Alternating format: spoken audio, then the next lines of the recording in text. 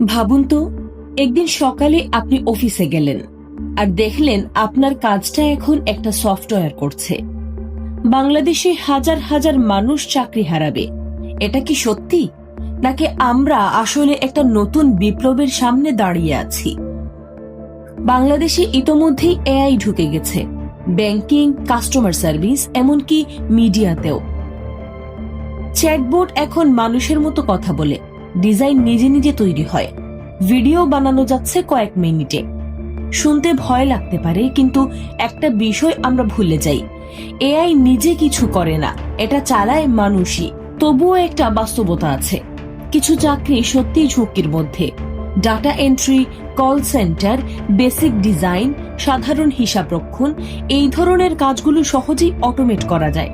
কারণ যে কাজ যত সহজ সেটাই আগে মেশিন নিয়ে নেয়। কিন্তু এখানেই গল্পটা শেষ না, বরং আসল ভাবনা এখানেই। এআই শুধু চাকরি নিচ্ছে না, নতুন চাকরিও তৈরি করছে। AI operator, content creator, digital marketer, software developer, এই সব পেশার চাহিদা দিন দিন বাড়ছে। মানে এআই চাকরি খায় না, এআই চাকরি বদলে দেয়। এখন প্রশ্ন হচ্ছে, বাংলাদেশে আসল সমস্যা কোথায়?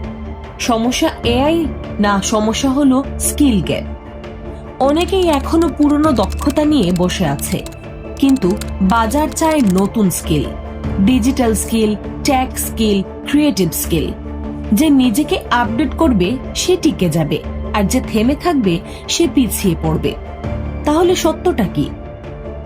এআই বাংলাদেশের চাকরি পুরোপুরি খেয়ে ফেলবে, এই ভয়টা পুরো সত্য না। সত্য হলো এটা একটা নতুন যুগের শুরু। এই যুগে টিকে থাকতে হলে শুধু একটা জিনিস দরকার, নিজেকে বদলানো।